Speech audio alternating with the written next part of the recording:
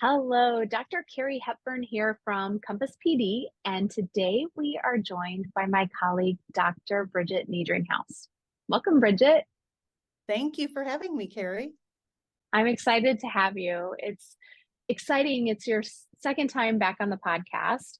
Your last visit, the Fostering Success, Empowering, and Supporting New Teachers Through Learning and Mentorship, was really one of those podcasts that seemed to be spot on for what administrators needed at the time. One of the many gifts that you have is that you keep things simple and predictable, and you always focus on those relationships and focus on building your culture and climate.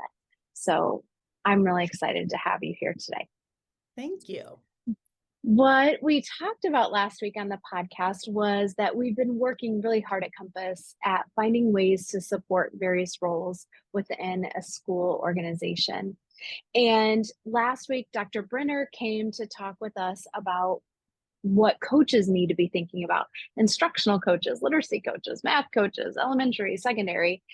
Dr. Fowler is joining us the next 2 weeks to talk about what teachers need to be thinking about. And you are going to be joining us to support the administrators and their role.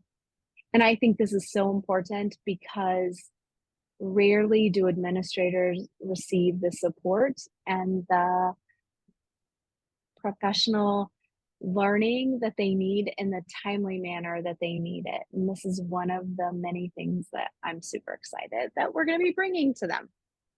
So I want to kick us off with our first question today.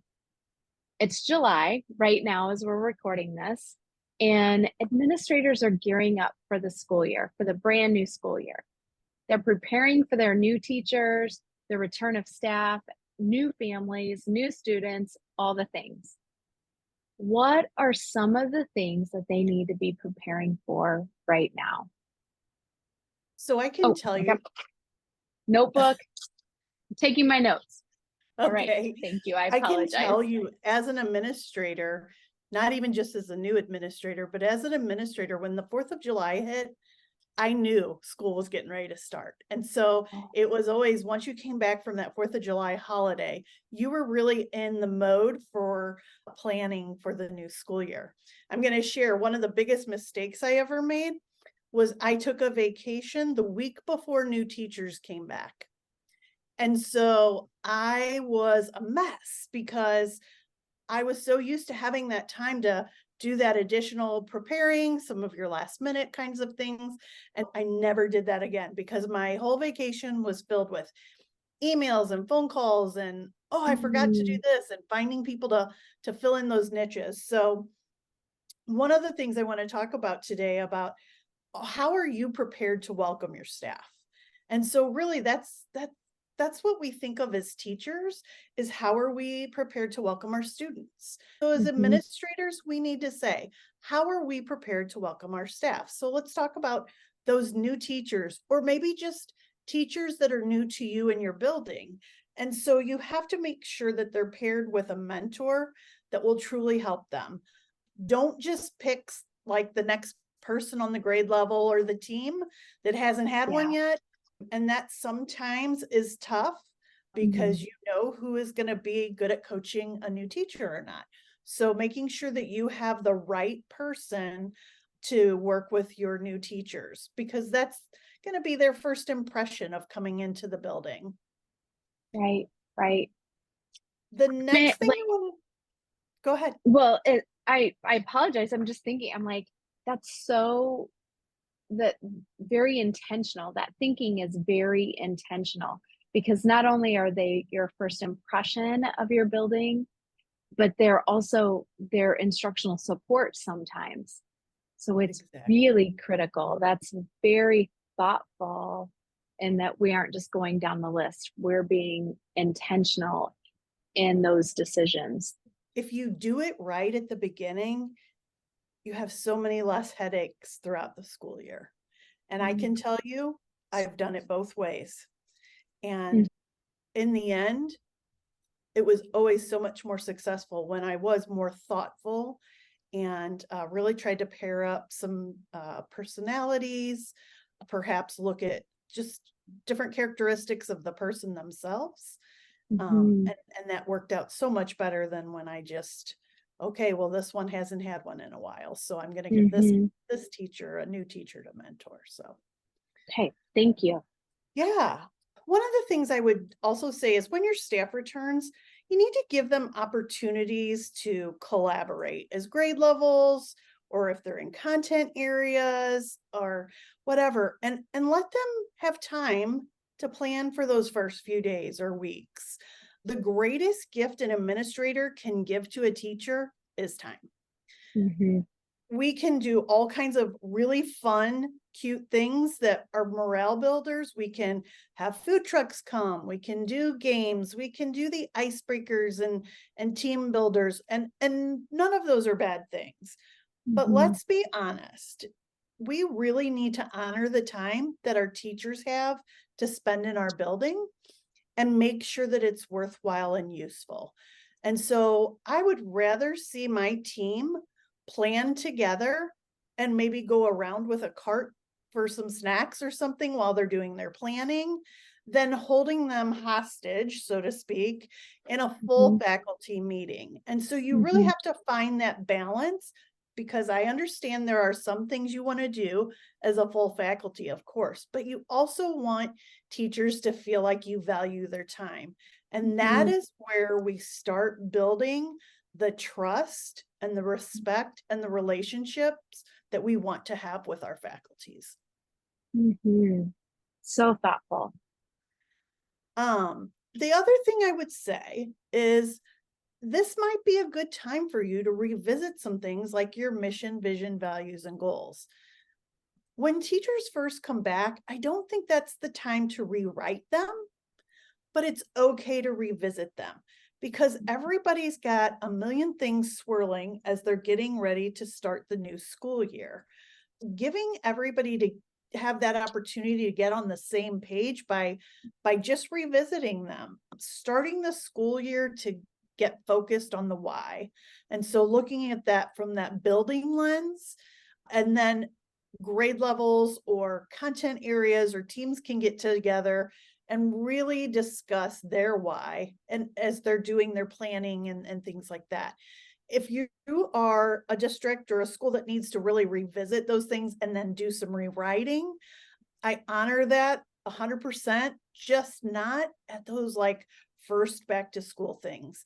Your teachers aren't really there at that time in that mindset. And so find another opportunity to do that near the beginning of the first quarter. Well, and I'm just sitting here thinking about, like, we're building the culture, I'm welcoming my staff back to school. We're revisiting the purpose, the why of our work, and we're honoring the time that it takes in order for our staff to be able to fulfill that. So there is a lot of thought and that goes into developing this kind of culture, into developing this type of building, into developing instruction that's going to be able to hit the levels that we're wanting. Right. Thank you. And Thank you Carrie, for that. we don't want to forget our students and parents. So Mm, we are revved up and we kind of get in that mode where we're revving up for our teachers to come back. And, there's like so much energy around that, so much excitement around that. But we can't leave out our new students or parents that may be coming to the building for the first time.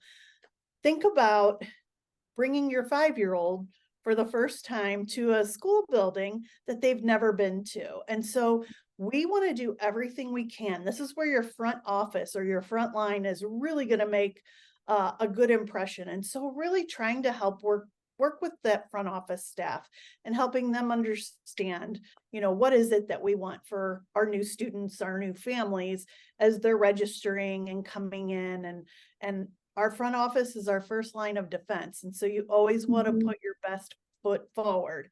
And so many mhm, times we forget that it's not, our teachers don't always make the first impression. It's really when they come into those school offices.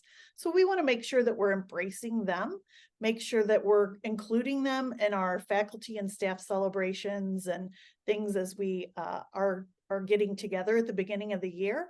And then we also want to make sure that they then portray that attitude of welcoming new students and families. We want to make a really good first impression as we get ready to get started.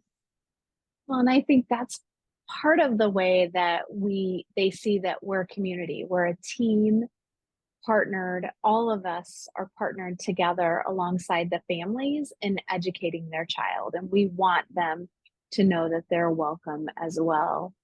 I will just say, having Bridgett used to be my principal back in the day when I was in the classroom. And so all of these things that she's talking about are things that I've experienced as a member of her staff. There are times where I want to jump in and say, remember how you did this? Or I remember you did this. And I'm trying to refrain a little bit, but there might be times where I just jump in. Okay.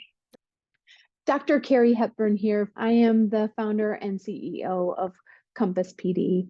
It is not uncommon for our organization to hear that we're different than other professional development organizations. And that's something that makes our hearts so happy, because we are different.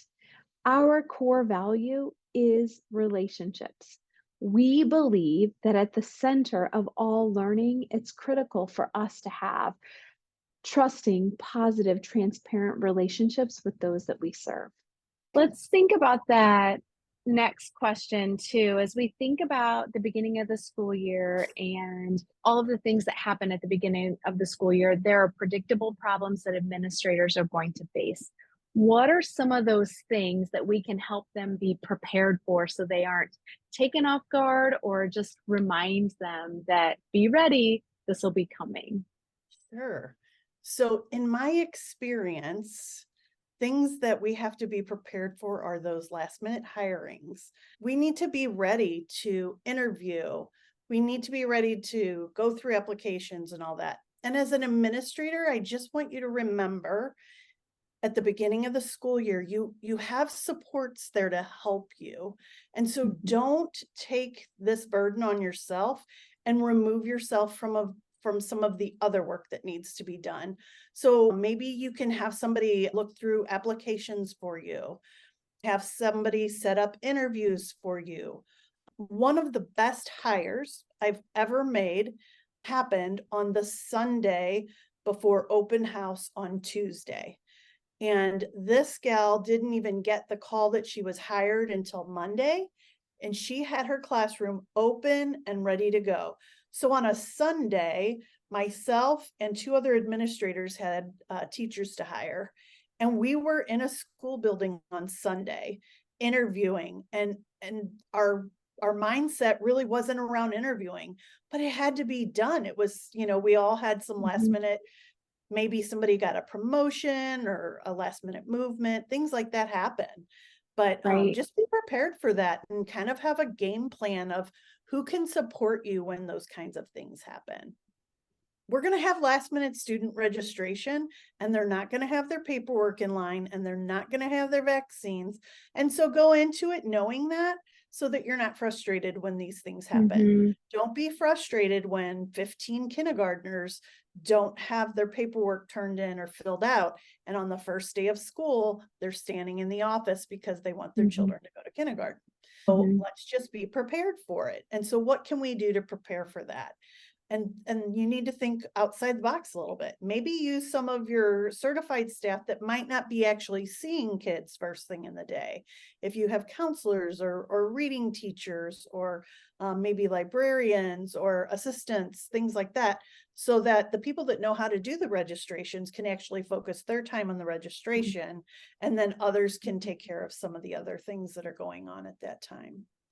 Right. You're going to have late buses. Go ahead. Oh boy. Right. You have to know that you're not getting home on time, so to speak, for a while. And so go ahead and establish that with your family, that this is how it is, and remember in years past or something like that. But think about how frustrating it can be for a parent who's standing outside waiting for their little one to eagerly get on the bus, and the bus It's 30 minutes past the bus time and the bus still hasn't come. And so we don't know the circumstances that have happened, but we have transportation departments that are going to be weighed down with calls. We have our school offices that are going to be weighed down with calls. So just be ready to answer those calls. Don't be frustrated that the calls are happening. Just know that this is going to be part of it for maybe a week or two. And then hopefully you'll have things ironed out. I want to share with you my first day of school motto. Here we go. It is get them in and in the right place. Feed them and get them home safely. That's get them in, feed them, get them home. That's our motto. If we do that, then it is considered a successful first day. Yes. In, fed, and out. In, fed, and out. That's simple too. I love that. In, fed, and out. I feel like that's a t-shirt. Like that's a t-shirt that should be a first day of school administrator t-shirt. Like we are successful if they're in school, fed, and then make it home safely. Like it's a good day. Sure. So these tips, these predictable problems and the tips that you gave are incredibly, incredibly helpful. I even think about when you were talking about the second tip about last minute student registration, not even on that first day of school. In our school district for a while, we were year round. So parents might watch the school bus go by their house for a couple of weeks and then suddenly be like, "Oh, has school started?" Because it wasn't, if they were new to the area, they might not have known that it was time for school to start. And in different parts of the country, school starts at different times, and you don't know where to look. And sometimes for the first couple of weeks, it is just overwhelming. As you think about an administrator starting the beginning of the school year, we know that there is an incredible amount of emotion and stress that come, like excitement and like that. There's the excitement of the new teachers and seeing their new kids, and even teachers that have been there for a while. You're so excited, and then it's super stressful trying to get all the things ready and all of the changes and learn all of the things. And I would love to hear from you. What are some just like personal slash professional tips that would help them stay grounded or strong at this time of year? What are some ideas you have? Okay. So one of the things I really think about, especially for our new administrators, is start setting some goals for yourself. So think about it in terms of what is a goal that I have for myself for my first 30 days. So if I start July 1st, my first 30 days might not even include actual school time getting started.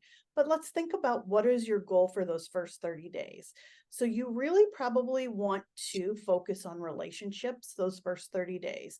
You have opportunities to reach out to your staff, your parent group, your PTA, community members, and that's all before school ever starts, right?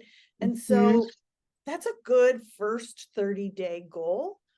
Get to know your office staff well, understand the different roles that your office staff plays and how they can support you best. And ask them questions such as, what did you do for the previous principal? Or what kind of things would the previous principal have you help them with? And that'll be really good. Then you want to maybe look at what's your first quarter goal. You need to have a goal in the first quarter. You should have been in every classroom at least one time. And that does not mean stand at the door and say hi. It just means to bounce in and see what's going on. So then you have some good conversational points with your staff or with your students. When you see them learning things, ask them about their learning. Just pop in and out. Do not bring a clipboard. Do not bring a device that you're recording on. Just stop in and make sure that you can see what's going on in the classrooms. This is also a great time for you, if you haven't had a chance, get to know your bus drivers, get to know your kitchen staff, all those kind of like auxiliary positions. Make sure you're getting to know them. All of those support positions can really help make or break your school day. And so if you have good relationships with your bus drivers are going to take the time to talk to you and talk to students and not just write them up for a poor behavior, but kind of talk and explain and make sure that we're on an understanding. For Mm, us at the school that I was most recently principal at, we invited our bus drivers in during those that first month of school, and we had a yeah, breakfast for them, and we shared our plan with them, what our plan was for discipline and how we were handling things, and asked them to be a part. We gave them school shirts so that they were, felt mhm, like they were part of our team. And yes, just doing that, and then when buses are arriving and dismissing, getting on, being able to say hi or how's everything going, you get to know them on a personal level. It goes a really long way with people yeah, because we all want to feel like we're included. Um, Along with setting goals for yourself, find yourself an accountability partner. So this was one of my favorite things. You need to find another administrator to help be your accountability partner. So I had an accountability partner, and things that we would do is pick up the phone and say, what are you doing that I should be doing right now? Like, oh, what am I missing? And one of the things that I loved about my particular accountability partner is she shot me straight. So if I would call to vent to her or anything, if I was off key here, she'd be like, wow, like that doesn't even sound like you, or that doesn't seem very reasonable. And then maybe I could start chuckling and say, yeah, you're right. That's not very reasonable. And so thank you for listening to me and just let me have my time. Having an accountability partner, it's a great way to just share your goals and help keep on track with each other. And so mhm, great points of conversation. And it doesn't mean you have to have a long drawn out conversation every week. It could be a text to say, hey, how did that meeting go? Or, mhm. what happened as a result of this? And so just trying to have somebody that's just readily available for you. And then the final thing I'm going to share, and this is something that is very personal for me. I spent time each summer before students and staff came back, and I liked to get into the building when no one was there. And when I say no one was there, very skeletal, maybe the custodians, there might be some in the after school program. And I would literally walk the halls and I prayed. And I would Mhm. touch every door in the school building and pray over every teacher that came through the building, every student that came through the building, every person that was coming through our building, that we would always have our best foot forward and do the best to support one another. And this is because for me personally, that's where my center is. I have a strong faith center. And Mhm. so that's one of the ways that I kind of connect with myself, or just that's the way I feel the best, is when I'm reaching out and asking, God, please be with me to be the best version that I can be with Mhm. each teacher to be the best version that they can be. And so it helped me to focus on the good things that I knew God had in store for us for the school year. Oh, I love that. I love that tip. I think that that is important. Those of you that do have that strong faith, it is a way to ground yourself and keep you focused on the work that you're doing. I think it aligns with all of the things as you were chatting, and I'm looking through my notes. Something that I hear in everything that you're saying, there is the big idea of relationships are critical. And at this time, building those relationships is critical. And so I hear that when I hear you talking about setting the tone of welcoming your staff. I hear it when you talk about making sure that parents and students feel welcome as they enter your building. I hear that when you talk about honoring people's time, it's about the relationship. So you care enough about them to understand the demands that are placed on our teachers and our staff and schools. And so we want to honor their time. And then I hear you go back to talking about that as when you're thinking about those predictable problems, you still had at the forefront that last minute student registrations. We want to make sure that's still a good experience. So I don't think anyone wants to make people's lives harder. Right. Everyone's doing the best they can, but we're focusing on making sure that relationship is kicked off well. And you also understand the demand that that's putting on your office staff. So you're bringing in other people to help support them. So that doesn't mean they're doing double the work. We're all like carrying the load together, which I think is really one of those things that people see, that when they're seen, they feel seen, that builds that climate and that culture. And then as you're talking about going around and praying, it's about the relationship that you have with that teacher has with that student, that we have together collectively as a community. And I am so thankful that you joined us today, Bridgett. This was a very helpful podcast for administrators. It will help them. It's the current administrators and those that are new to their position. So good luck to those of you that are new administrators. You're going to do great, and know that you are always on our hearts and our minds. And so we are praying for all educators out there, and especially praying for you. Those of you that joined us today know that the next 2 weeks of the podcast, Dr. Feller will be joining us to support new teachers and helping them think about the things they should be getting ready for, things that should be on their radar, and those predictable problems that they will be facing. Thank you so much, Bridgett. Thank you for having me, Carrie. Yes. And everyone, have a great day. We would love your help. We have set an ambitious goal of impacting the learning of 1 million students in the 2023-2024 school year. Share this podcast with a fellow educator and reach out to us so that we can talk with you about how we can best support you and your school district in meeting those ambitious goals and providing professional development that meets those learning needs. Have a great day.